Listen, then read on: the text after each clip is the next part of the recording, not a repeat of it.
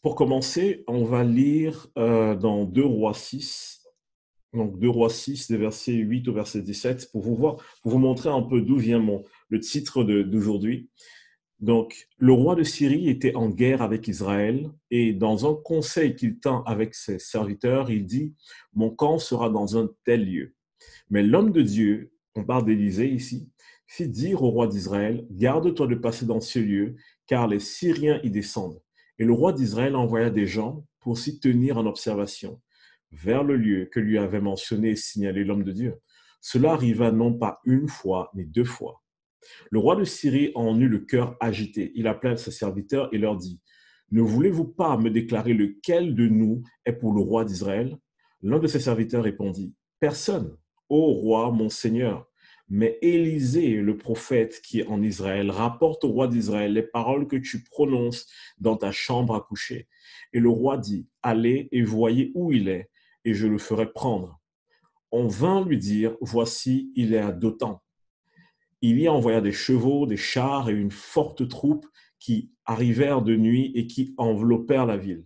Le serviteur de l'homme de Dieu se leva de bon matin et sortit. Et voici, une troupe entourait la ville avec des chevaux et des chars. Et le serviteur dit à l'homme de Dieu, ah, mon Seigneur, comment ferons-nous?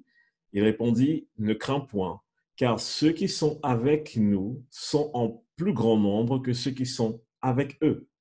Élisée pria et dit, Éternel, ouvre ses yeux pour qu'il voie. Et l'Éternel ouvrit les yeux du serviteur qui vit la montagne pleine de chevaux et de chars de feu autour d'Élisée. Et je ne sais pas comment vous comprenez ce passage, mais il y a plusieurs choses que je trouve intéressantes dedans et sur lesquelles j'aimerais nous encourager en tant que chrétiens, enfants de Dieu, à nous développer et à mettre en place dans notre vie. Première des choses qui est importante ici de noter, c'est que euh, le serviteur d'Élisée avait des yeux. Donc, lorsqu'il a dit comment est-ce qu'on va s'en sortir, qu'est-ce qu'on va faire, il avait raison, il avait vu. Mais il y a quelque chose que Élisée avait que ce serviteur n'avait pas. C'était la capacité de voir réellement tout ce qu'il y avait dans l'environnement. Nos yeux naturels nous permettent de percevoir la réalité. Nos yeux spirituels nous permettent de percevoir la vérité.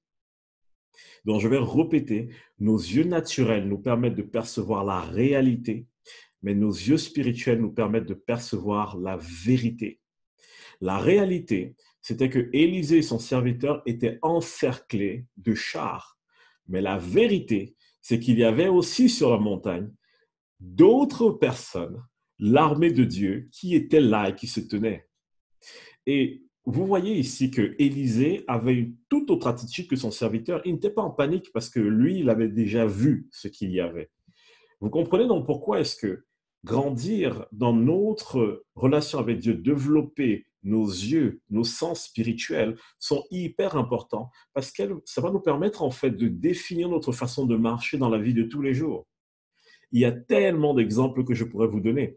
Je vais vous en partager un tout à l'heure concernant Jésus, mais avant d'en arriver là, j'aimerais déjà nous citer trois points pour lesquels euh, notre écoute de la voix, grandir dans notre écoute de la voix de Dieu est importante. La première chose, c'est qu'elle nous évite des combats inutiles. Donc, imaginons que Élisée n'avait pas vu qu'il y avait déjà des anges, qu'il y avait une armée que le Seigneur avait mis à leur disposition. Il aurait commencé à réfléchir, à s'embrouiller, je ne sais pas, à envoyer un pigeon, je ne sais pas ce qu'il aurait fait, mais il aurait utilisé sa capacité naturelle pour résoudre le problème, parce qu'il n'avait pas vu quelque chose. Donc, il se sera engagé dans un combat inutile juste parce qu'il n'avait pas perçu ce que Dieu était en train de faire en background, en arrière-plan. Donc, prendre le temps de grandir avec le Seigneur nous permet de percevoir aussi ce que le Seigneur est en train de faire ou même d'avoir l'intuition de ce qu'il fait. Et ça va nous mettre dans une position totalement différente de si on ne savait pas ce qu'il faisait. Mais j'aimerais nous encourager sur une chose.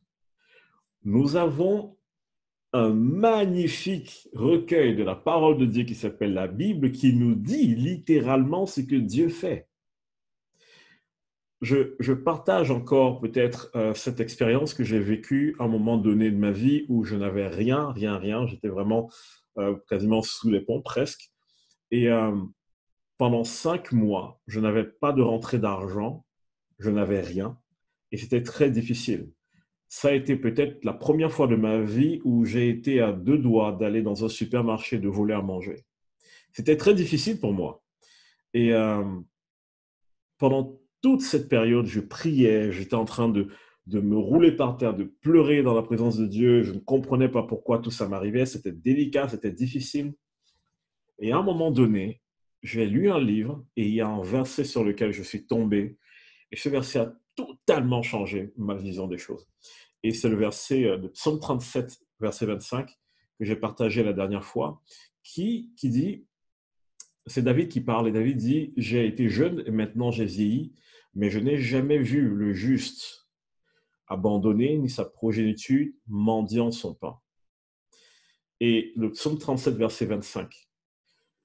Pourquoi ça m'a marqué? C'est parce que je me suis dit, soit Dieu dit la vérité, et alors ma réalité doit se soumettre à la vérité de Dieu, soit Dieu est un menteur. Mais Dieu ne peut pas mentir. Donc, cette réalité va se soumettre à la vérité.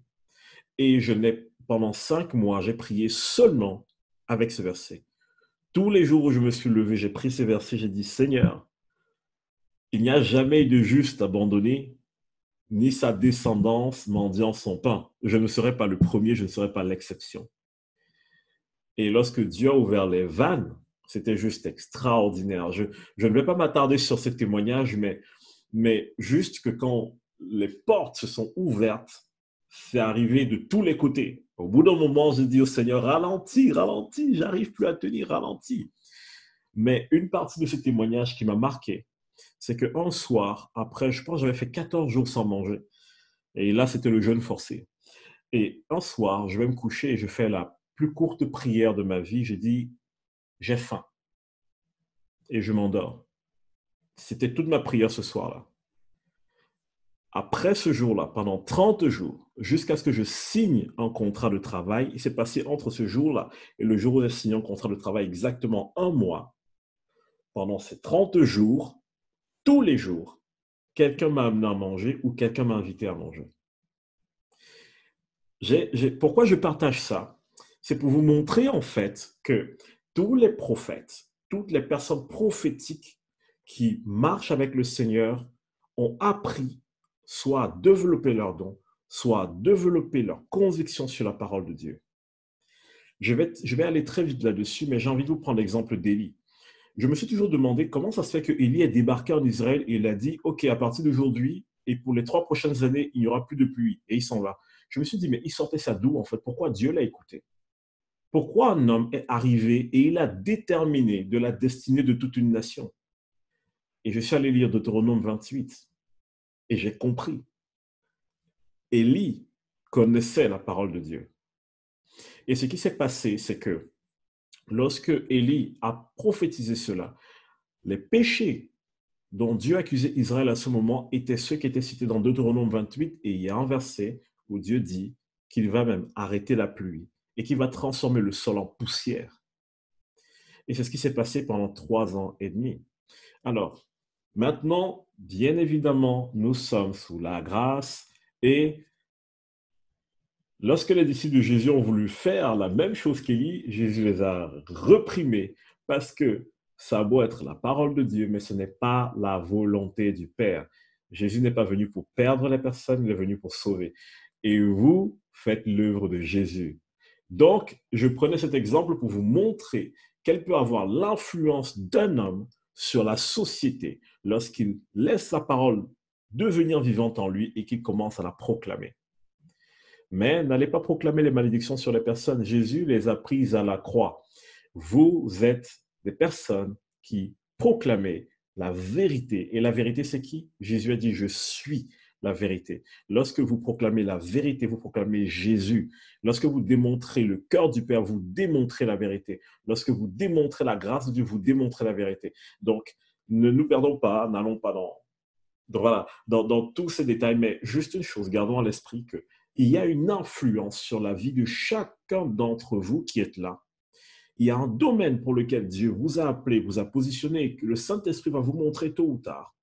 Mais sachez une chose, vous avez l'autorité d'arriver dans ce domaine, de déclarer par la parole ce que vous voulez voir arriver et les choses arrivent. Le don de parole de parole de connaissance, c'est quoi? Imaginez, vous êtes sur une route et vous voulez traverser le chemin. Moi, j'aime bien prendre cette illustration. Parfois, pour traverser le chemin, vous allez regarder à gauche et à droite pour voir s'il n'y a pas de voiture qui arrive. En fait, la prophétie et la parole de connaissance, pour moi, c'est exactement ça. Si vous êtes capable d'avoir des paroles de connaissance, c'est que vous êtes capable de prophétiser. Avoir des paroles de connaissance, c'est comme regarder vers le passé, et prophétiser, c'est comme regarder vers le futur. Et je vais vous dire une chose. Lorsque vous arrivez quelque part où le chaos règne, vous n'avez pas besoin d'attendre que Dieu vous donne une parole. Vous devez user de sagesse, mais vous n'avez pas besoin d'attendre que Dieu vous donne une parole. Vous avez sa parole. Et à ce moment, vous commencez à déclarer la lumière parmi les ténèbres. Si vous voulez savoir à quel moment est-ce que c'est important pour vous d'agir ou d'intervenir, souvenez-vous d'une chose. Dieu a parlé, la lumière a été séparée des ténèbres. Donc, si vous arrivez dans un endroit et que vous voyez que ce qui s'y passe ne ressemble pas à ce qui se passe au ciel, alors ça veut dire qu'il y a quelque chose à faire. C'est suffisant. Maintenant, je sais que beaucoup d'entre nous allons dire, Steve, je ne vais pas me lancer comme ça, si le Seigneur ne m'envoie pas. Ce n'est pas faux. Il faut user de beaucoup de sagesse. Et on en parlera très rapidement tout à l'heure. Mais il y a un truc que j'ai envie de vous dire. Lorsque l'apôtre Paul a été envoyé par Jésus, il allait tellement partout qu'au bout d'un moment, c'est Dieu lui-même qui a commencé à fermer les portes. Paul disait que 2 fois, Dieu lui a fermé les portes pour aller en Asie parce que ce n'était pas le moment. Donc, la meilleure des choses, ce n'est pas toujours de s'asseoir et d'attendre que Dieu nous dise de faire ci ou faire ça. Quand vous avez reçu le Saint-Esprit, vous avez déjà été équipé. La meilleure des choses, c'est de vous mettre en action avec ce que vous avez entre les mains. Et c'est quand vous êtes en action que Dieu commence à orienter vos pas. Ce n'est pas quand vous êtes assis que Dieu vous déroule le plan. C'est quand vous faites le premier pas que Dieu déroule le plan suivant et ensuite, et ensuite, et ensuite. Et il en est de même dans la prophétie et la parole de connaissance. Lorsque je donne des paroles de connaissance aux personnes, souvent, je n'ai même pas la parole au moment où je leur parle. Je sais que je dois leur donner une parole, mais souvent, je ne l'ai pas encore. Et parfois, je l'ai déjà, mais je n'ai qu'une parole. C'est au moment où je donne la première parole que la seconde arrive, que la troisième, que la quatrième, mais il y a un positionnement de foi qu'il faut avoir. Donc, je vous disais tout à l'heure que grandir dans notre écoute de la voix de Dieu est important parce que ça nous évite des combats inutiles, ça nous permet de montrer le chemin. En écoutant la voix de Dieu, à notre tour, nous montrons le chemin. Nous sommes comme des sentinelles parce que Élisée voyait les choses à l'avance ou parce que Dieu donnait des secrets à Élisée. Lui, il pouvait aller et parler au peuple, parler au roi et leur montrer la direction qu'il faut prendre. Je rêve de ce moment où lorsque le président de la République voudra prendre des décisions, il va appeler les prophètes en France, dont certains sont là parmi vous, et il va leur dire, on fait quoi? Chers amis, vous entendez le Saint-Esprit. Si vous vous laissez transformer, croyez-moi que ce n'est pas juste une question d'autorité ou d'influence. Le maire de la ville voudra vous parler. Les chefs d'entreprise vont vous parler. Il y a des gens qui vont payer pour vous parler. J'aime bien le témoignage de Sean Bowles qui un jour a prophétisé. C'est un prophète qui vit aux États-Unis. Et il y a un président qui a envoyé un avion le chercher pour l'amener chez lui parce qu'il lui a dit « J'ai besoin que tu parles ». Il y a des gens sur cette terre qui cherchent désespérément la sagesse qui vient de Dieu. Et chacun d'entre vous, là où vous êtes la voix de Dieu. Vous êtes une porte ouverte du ciel sur la terre, littéralement. Vous êtes la réponse à une prière. Ne négligez pas qui vous êtes. Lorsque Dieu est allé vous chercher, il ne s'est pas trompé. Moi, je ne pense pas. Quand Dieu est allé vous chercher, Esther, quand Dieu est allé te chercher, Christelle, Laurent, Steve, Hugo, Marion, toutes les personnes qui êtes là, je n'ai pas tout le monde devant mes yeux, c'est pour ça que je ne peux pas citer tous les prénoms, mais sinon je l'aurais fait. Mais quand Dieu est allé chercher chacun d'entre vous, il ne s'est pas trompé. Donc, ne vous sous-estimez pas et ne jetez pas l'opprobre sur vous. Troisième chose, grandir dans notre écoute de la voix de Dieu est importante parce qu'elle nous donne une perspective surnaturelle des choses. Elle nous donne une vision de Dieu de la chose. Elle nous donne une perspective surnaturelle. C'est-à-dire qu'on voit les choses du point de vue de Dieu et non pas du point de vue humain. Et croyez-moi, ça va vous éviter beaucoup d'ulcères et de maux de tête. Donc, c'est tellement important de grandir dans notre écoute de Dieu parce qu'elle nous aide à voir les choses, à voir les situations, à voir les circonstances du point de vue de Dieu. Et là, on va attaquer la dernière partie, qui n'est pas la plus courte, mais la dernière partie. Alors, vous allez me dire, OK, Steve, tout ce que tu as dit est très bien, c'est très encourageant, on rêve de ça. Mais comment on met en place un style de vie pour développer ça? Alors, la première chose que je vous dirais, c'est de mener une vie de foi. Alors, je vais épeler le mot foi. Écoutez attentivement. Le mot foi s'appelle R-I-S-Q-U-E.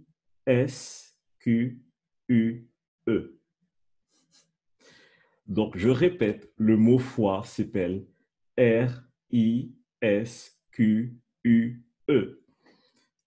Il faut sauter dans le bain, les amis. Prenez des risques. Prenez des risques, mais mesurez vos risques. Qu'est-ce que je veux dire par là? Le but de cet enseignement ce soir, c'est de créer un espace pour que chacun d'entre nous puisse prendre des risques pour exercer son écoute de Dieu. Et si vous vous trompez ici, ce n'est pas grave. Ça commence comme ça. Si, écoutez bien, Sean Bowles ou bien d'autres grands prophètes que je connais, Bob Jones par exemple, Chris Vallotton, tous ces prophètes, j'ai écouté leurs témoignages et ils ont tous dit une chose. Même un prophète peut parfois passer à côté d'une information. Donc, le but actuellement n'est pas que vous soyez parfait. Le but, c'est que vous vous lanciez par la foi et que vous preniez des risques. En faisant cela, ce qui est très intéressant et important de noter, c'est que vous allez avoir des retours, des personnes qui vont vous dire « oui, ça a marché »,« non, ça n'a pas marché ». Et qu'est-ce que vous allez faire à votre tour? Vous allez vous dire « ok, si ça n'a pas marché, donc je vais essayer à nouveau parce que je suis en sécurité avec quelqu'un qui me montre de la grâce et de la miséricorde ». Donc, c'est par l'exercice qu'on apprend à discerner l'âme de l'esprit. Vous n'allez pas, ou pour la majeure partie d'entre nous, nous ne nous réveillons pas un matin avec la capacité d'entendre Dieu de façon claire, sans aucune interférence. Non, on prend des risques, on apprend à discerner, on apprend à communiquer la grâce de Dieu, on apprend à libérer la parole, on apprend à être corrigé et on se développe. Donc, lorsque vous voyez des prophètes qui prennent des micros, qui pointent des gens dans la salle et qui disent « toi, tu t'appelles comme ça, tu as tel âge, tu as fait ceci », en fait, ils ne se sont pas retrouvés là du jour au lendemain. Ils ont pris des risques, ils ont avancé et ils ont fait la différence. Sean Bowles, aujourd'hui, tout le monde le connaît, mais très peu de personnes savent qu'il a exercé ce don pendant 20 ans dans beaucoup de communautés. Il a été à I Hope Kansas City et il a été dans plein d'églises. Il a grandi, il a développé cette capacité avec son père, son père et ses pères spirituels, mais il y a un processus par lequel il est passé. Maintenant, selon les personnes, c'est plus ou moins rapide. Je connais des personnes pour qui j'ai prié qui ont été activées et le lendemain, lorsqu'elles donnaient des paroles, je me suis dit, mais elle ne m'a pas trompé par hasard. Mais il y a d'autres personnes, ça a pris 2 ans à arriver. Il y a des personnes, elles ont un flow tous les jours. Elles peuvent prophétiser pendant 30 minutes, 40 minutes. J'ai d'autres personnes qui donnent 2-3 paroles prophétiques par an, mais elles sont terribles, leurs paroles prophétiques. J'ai un ami qui m'a appelé, il m'a dit, Steve, est-ce que tu as mis de l'argent de côté? Je lui ai dit non, pourquoi? Il me dit, je ne sais pas pourquoi, mais les 2 prochains mois, je pense qu'il y aura besoin de finances. Donc, mets de l'argent de côté et surtout, prends soin de toi. Et quelques jours après, dans les médias, on parle du Covid et après, confinement. Et après, à l'église, on a plein de gens qui appellent, qui disent, on n'a plus de travail, on n'a pas d'argent. Et nous qui avons reçu cette parole et avons mis de l'argent de côté, on a pu aider les autres. Donc, vous vous rendez compte, cette personne, elle me donne généralement 1 ou 2 paroles prophétiques par an, mais elle a vu quelque chose. Elle a prévenu les leaders de l'Église les leaders de l'Église se sont positionnés et ça a permis de prendre soin de l'ensemble de la communauté. Donc voilà, c'est pour vous mettre un peu l'eau à la bouche et vous dire en fait jusqu'où Dieu a envie de vous amener. Et ça, c'est rien. Je pense que Dieu va vous amener plus loin, encore plus loin que ça. Donc comment développer un style de vie avec le Seigneur? Première des choses, la culture du risque, prendre des risques, avoir des amis avec des personnes avec qui on va développer cette atmosphère prophétique, on va apprendre à écouter le Seigneur ensemble, on va passer du temps avec le Seigneur ensemble. La deuxième des choses que je vous dirais, c'est de poursuivre l'intimité. Poursuivez l'intimité. C'est extrêmement important. Je vais vous dire une chose. Je sais que lorsqu'on parle d'intimité avec Dieu, beaucoup d'entre nous, nous entendons prière. Ce n'est pas de ça dont je parle. Ce n'est pas que la prière et le jeûne ne sont pas importants ou indispensables, mais l'intimité, ce n'est pas la prière. La prière fait partie de ce temps d'intimité, mais l'intimité, c'est beaucoup plus que ça. Pour vous aider à imaginer où je veux en venir, avant que Adam ne chute, avant que Adam ne mange le fruit de l'arbre défendu et ne soit chassé du jardin, il y a une vérité qu'on voit dans la Bible, c'est que Dieu venait tous les soirs marcher avec lui. Ça veut dire que tous les soirs, Adam et Dieu marchaient et cheminaient ensemble et ils discutaient.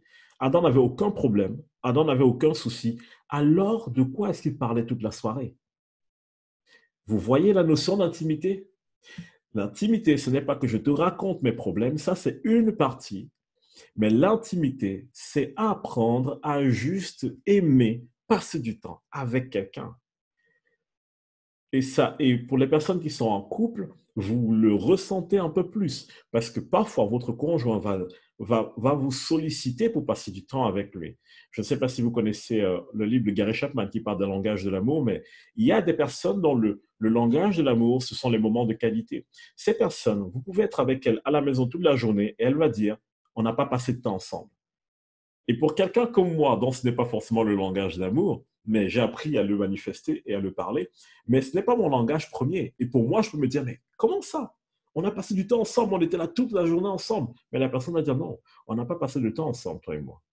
Parce que peut-être que tu étais présent dans ton corps à côté de moi, mais je n'ai pas senti d'échange. Il n'y a pas quelque chose d'intime, un cœur à cœur qui s'est passé. Donc, avec Dieu, c'est ça qu'on doit rechercher, l'intimité. Pas venir dans le temps de prier avec une liste de courses. Seigneur, je prie pour mon père, pour ma mère, pour mes frères, pour mes soeurs, pour mon salaire, pour mon patron. Non. Quand Adam n'avait aucun problème, de quoi est-ce qu'il parlait avec Dieu? Et je ne vais pas vous donner la réponse parce que je la découvre jour après jour. Et donc, j'aimerais vous inviter à vous poser cette question à chaque fois que vous voulez prendre du temps avec Dieu. Et j'espère que ce chaque fois, c'est régulièrement. Demandez-vous toujours, Seigneur, à part mes problèmes, de quoi est-ce qu'on peut parler? Et franchement, même si au début vous n'avez pas de réponse, persévérez, parce que ça va vous surprendre de voir ce que Dieu peut vous répondre. Mais vraiment, donc voilà la vraie intimité qu'on a recherchée. Souvenez-vous, quand Adam n'avait pas de problème, de quoi est-ce qu'il parlait avec Dieu? Et que ce soit votre cheminement quotidien, je veux de l'intimité avec mon Père céleste. La chose suivante que j'ai envie de vous encourager à faire pour cultiver ce style de vie prophétique, c'est de poursuivre la paix. Poursuivre la paix. Qu'est-ce que je veux dire par là? Le monde dans lequel on vit est un monde stressant. On court partout, tout le temps. On a un truc à faire ou on a un problème à régler ou on a un truc qui occupe nos pensées. En fait, ce monde est en train de se façonner pour nous voler notre paix. Mais lorsqu'on apprend à cultiver la paix, ce qui va être extraordinaire, c'est qu'on va être beaucoup plus disposé à entendre même spontanément, sans même souvent demander, la voix de Dieu. Donc, poursuivre la paix, c'est important. Maintenant, quand je dis poursuivre la paix, je ne suis pas en train de dire qu'il n'y ait pas de bruit autour de vous. Je vais vous prendre un exemple. Il est dans Marc 4. Donc, Marc 4, verset 36 au verset 40. Marc 4, verset 36 au verset 40. Après avoir renvoyé la foule, ils l'emmenèrent dans la barque où il se trouvait. Il y avait aussi d'autres barques avec lui. Il se leva un grand tourbillon et les flots se jetaient dans la barque au point qu'elle remplissait déjà. Donc, et cette image, il y a une barque, l'eau entre au point où la barque se remplit. C'est cette suite qui m'intéresse. Et lui, c'est-à-dire Jésus, il dormait à la poupe sur le coussin. Ils le réveillèrent et lui dirent, Maître, ne t'inquiètes-tu pas de ce que nous périssions? S'étant réveillé, il menaça le vent et dit à la mer, Silence, tais-toi. Et le vent cessa. Et il y eut un grand calme. Puis il leur dit, Pourquoi avez-vous ainsi peur? Comment n'avez-vous point de foi? Regardez ce qui se passe. Jésus dormait. Et l'image, il est dans un bateau. L'eau remplit le bateau. Jésus dort, c'est-à-dire qu'il flotte littéralement pendant qu'il dort dans le bateau. Mais regardez, il était en paix. Jésus avait la paix. Le prince de paix, Jésus avait cette paix. Vous voyez ici que rechercher la paix, ce n'est pas dire qu'on n'a pas de problème, qu'on n'a pas de circonstances qui tourbillonnent autour de nous. Rechercher cette paix, c'est toujours s'installer dans ce que Dieu dit de nous. Jésus, je suis convaincu, il avait toujours cette pensée, ah, je suis le fils bien-aimé de mon Père en qui il a mis toute son affection. Et pourquoi vous inquiétez-vous? Pour Jésus, il s'est dit, mais pourquoi vous étiez inquiet? Les autres disaient, mais pourquoi tu n'es pas inquiet de la réalité? Et Jésus leur dit, mais pourquoi vous ne vous inquiétez pas plutôt de la vérité? La paix. Lorsque les circonstances commencent à vous assaillir, à vous environner, il y a toujours derrière quelque chose qui vient pour enlever cette conviction, cette paix, cette assurance que nous avons sur la parole. Et nous devons toujours lutter pour que ça ne parte pas. Parce que ça nous permet, même dans les moments de tumulte, de toujours entendre la voix de Dieu et que notre cœur ne soit pas parasité. La quatrième chose plutôt que je nous inviterai à poursuivre, c'est poursuivre le repos. Je sais que c'est très étonnant d'entendre ça, mais généralement, vu que nous sommes des êtres humains et que nous faisons des erreurs, parfois, inconsciemment, quand on fait une erreur, on veut se rattraper. Au moment où on entre dans cette dynamique, petit à petit, on glisse vers obtenir les choses par les œuvres et non plus par la foi. Certains d'entre nous, ou bien j'ai eu des témoignages de personnes qui m'ont dit, tu sais Steve, il y a 2 ans, il y a 3 ans, je coulais dans les dons spirituels, tout fonctionnait parfaitement et ça s'est arrêté. Et eux, ils essaient de comprendre ce qui n'a pas marché. Mais lorsqu'on prend le temps d'écouter souvent le Saint-Esprit ensemble, on se rend compte que c'est souvent un moment de leur vie où ils se sont sentis indignes, où ils ont remis peut-être en question l'image que Dieu avait d'eux-mêmes, qu'à ce moment, ils ont essayé de faire les choses pour obtenir de Dieu. Et là, c'est devenu de plus en plus difficile et de plus en plus épuisant. Et donc, forcément, qu'est-ce qui se passe avec le temps? On s'épuise et on n'entend plus Dieu. Parce que ça amène du stress, ça amène de la peur. Et c'est ce que l'ennemi veut. Et donc, mon encouragement, mes amis, c'est de poursuivre le repos. Le repos dans quoi? Le repos dans la certitude que Dieu ne change pas et que ce qu'il a dit sur vous demeure éternellement. C'est quelque chose que, je vous assure, vous allez devoir apprendre, nous allons devoir apprendre à chercher tous les jours. Croyez-moi, parce que l'ennemi, le monde, les circonstances ne voudront pas qu'on soit dans cette position de repos. Un exemple que j'ai envie de vous donner pour vous montrer que nos erreurs n'empêchent pas qu'on entende la voix de Dieu, c'est dans Genèse 4, des versets 8 au verset 10. Cependant, Caïn adressa la parole à son frère Abel, mais comme ils étaient dans les champs, Caïn se jeta sur son frère Abel et le tua. L'Éternel dit à Caïn, où est ton frère Abel? Il répondit, je ne sais pas, suis-je gardien de mon frère? Et Dieu dit, qu'as-tu fait? La voix du sang de ton frère crie de la terre jusqu'à moi. Alors, pourquoi est-ce que je vous prends cet exemple? Je ne suis pas en train de dire qu'en tant que chrétien, on peut mener un style de vie à côté de la plaque sans la crainte de Dieu et se dire que tout va rouler. Dieu va tout nous donner.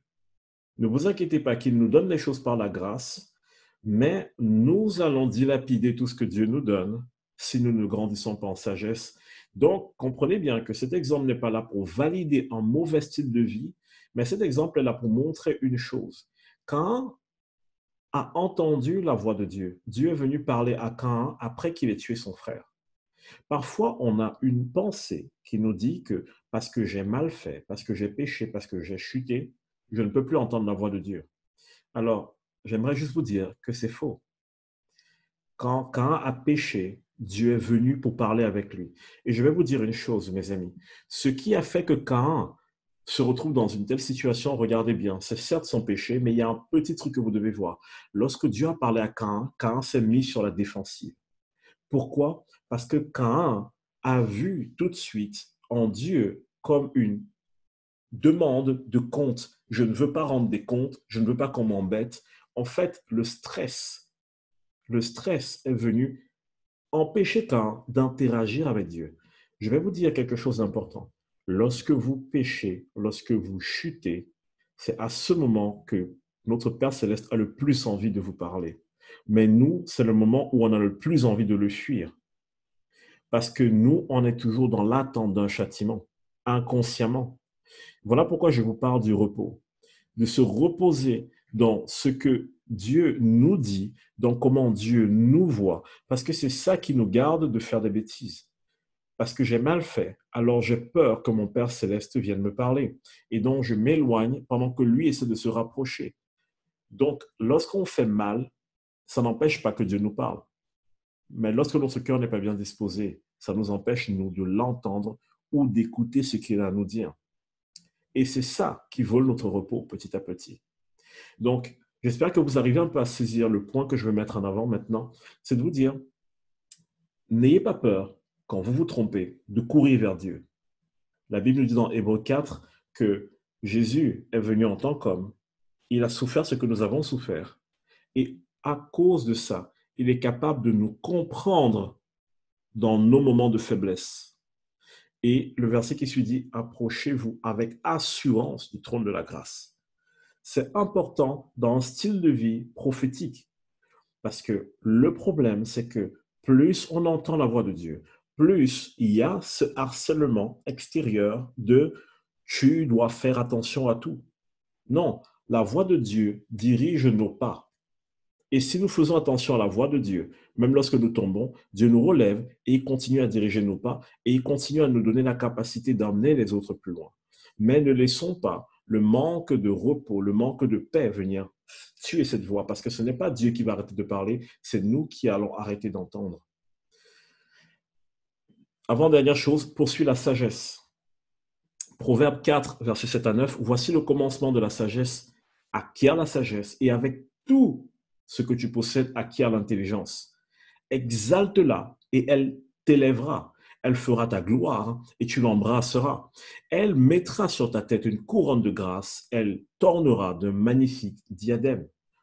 Pourquoi est-ce que je vous parle de la sagesse? C'est parce que nous allons aujourd'hui prendre un temps pour exercer la parole de connaissance. Et si je n'apprends pas à délivrer les choses avec sagesse et avec intelligence, je peux me blesser et je peux blesser des autres personnes. Et donc, la sagesse est quelque chose qui est important dans la vie du chrétien. Voilà pourquoi en grandissant dans notre être spirituel, dans les dons de révélation, dans la prophétie, la parole de connaissance, même dans le discernement des esprits, il est important de grandir aussi dans la sagesse afin de savoir comment les utiliser avec les bons mobiles, avec le bon cœur et de la bonne manière. C'est très important. Et la dernière chose pour mettre en place ce style de vie prophétique, c'est de poursuivre la révélation. Ne vous contentez jamais de ce que vous avez. Dieu a toujours plus à donner. Ne vous contentez jamais de ce que vous avez. Soyez heureux, soyez reconnaissants, mais aspirez toujours à plus avec le Seigneur. Dieu donne à celui qui demande. Dieu ne donne pas à celui qui prie plus. Dieu donne à celui qui demande. Dieu ouvre à celui qui frappe. Donc, il y a cette nécessité de notre part de se dire, OK, merci Seigneur parce que tu m'as donné 2 paroles de connaissance cette semaine.